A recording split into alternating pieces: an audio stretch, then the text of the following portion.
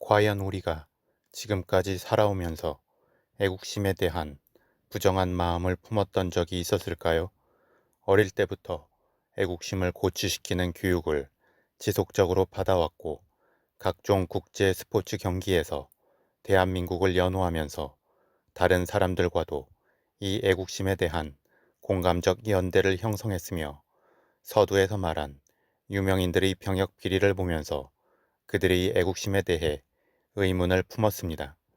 이처럼 한 개인이 어떤 국가에 속해서 태어나고 성장한다면 애국심을 갖는 것은 당연하고 그것을 적극적으로 표현할 때 다른 사람의 지지를 얻을 수 있으며 비판을 피해갈 수도 있습니다.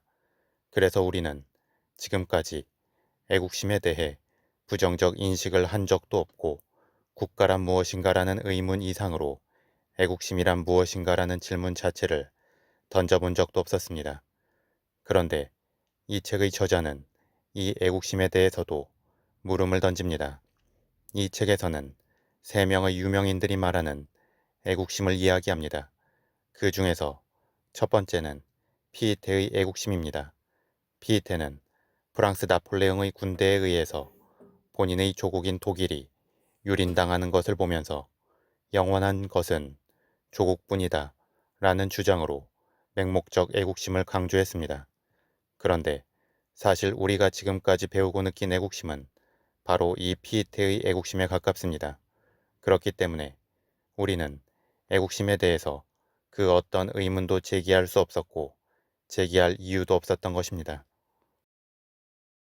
두 번째는 톨스토이의 애국심에 대한 관점입니다. 톨스토이는 애국심은 사악한 감정이라고 말했습니다. 1차 세계대전에서의 무모한 살상과 피폐해져가는 러시아의 상황을 지켜보면서 톨스토이는 애국심이라는 인위적이고 유해하기만 한 감정을 없애야 한다고 말했습니다. 톨스토이의 말처럼 사악한 감정이면서 권력자들이 인위적으로 생산해낸 애국심은 국가를 통치하는 권력자들에게 이용당하면 무의미한 죽음과 국가적 파탄으로 이어질 수 있습니다. 특히 각 국가의 인위적이면서 사악한 감정의 애국심이 충돌하게 되면 한 국가를 넘어 양쪽 국가와 그 주변의 다른 국가에게도 큰 피해를 줄 수 있습니다.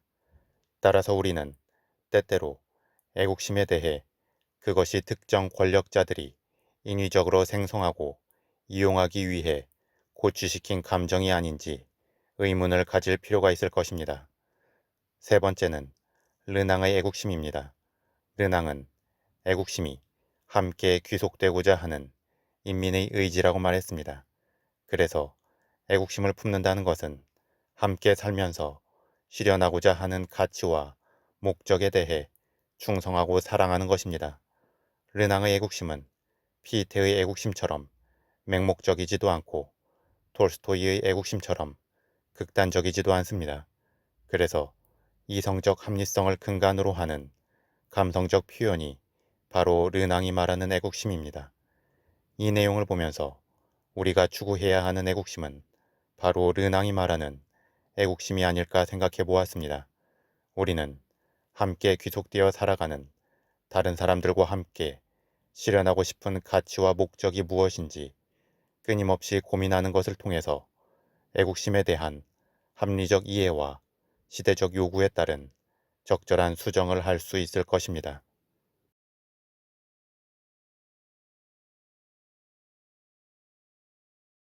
이 책을 보면서 큰 틀에서 국가의 의미와 그에 속해서 형성되는 애국심에 대해 많은 것을 알 수 있었습니다.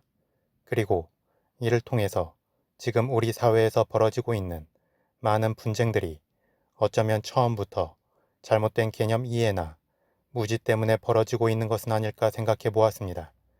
예를 들어 대한민국의 주권은 국민에게 있고 모든 권력은 국민으로부터 나온다 라고 이미 헌법 제1조에서 우리가 속한 국가의 정체성에 대해 합의를 했습니다.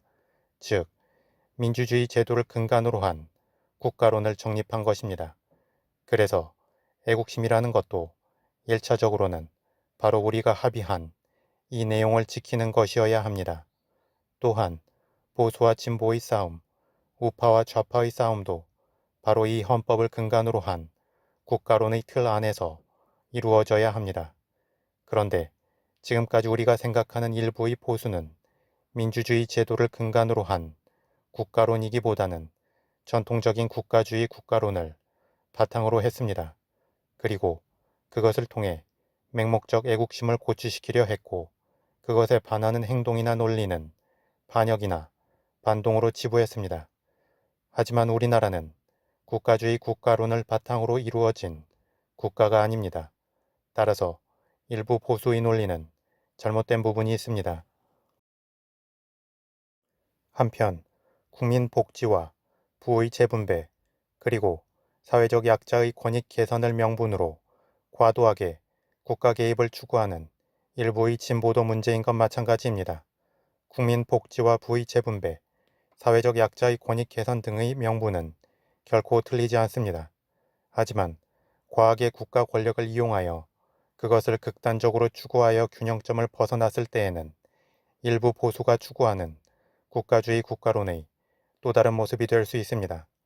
다만 인식의 개선이 필요한 것은 일부의 보수, 일부의 진보의 의견에 있어 각각의 극단적인 모습 때문에 우리는 뭉뚱그려서 보수는 애국주의의 화신이고 진보는 그것을 깨기 위한 적대 세력인 것으로 포장을 해온 부분입니다. 국민이 있고 이념이 있는 것입니다. 그래서 이념도 결국은 국민을 위해 존재해야 합니다. 따라서 어떤 특수한 자기 집단의 이익이나 본인들이 생각만 옳다는 오만함으로 국가론과 애국론을 이용한다면 그것은 보수도 진보도 아닌 물질의 이익 집단이거나 정신의 이익 집단일 뿐입니다. 이는 자신의 권력과 이득을 취하거나 자신의 이념과 생각을 관철시키기 위해 스스로 보수라 칭한다고 보수가 되는 것이 아니고 스스로 진보라 칭한다고 진보가 되는 것이 아님을 의미하기도 합니다.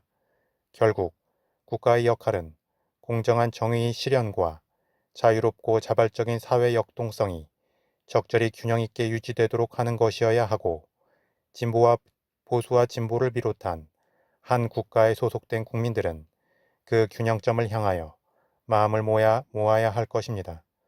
더불어 이 책에서 저자는 진보와 보수는 사유 습성과 생활 방식, 제도의 변화에 대응하는 정신적 태도이며 진보는 새로운 사유와 방식에 능동적인 것이고 보수는 변화를 거부하는 태도를 말한다 라고 말했습니다.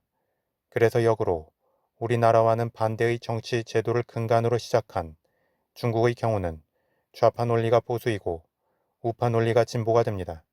즉, 공산주의를 수호하고자 하는 것이 우리나라와는 달리 중국에서는 보수이고 자유민주주의를 추구하고자 하는 것이 우리나라와는 달리 중국에서는 진보가 됩니다.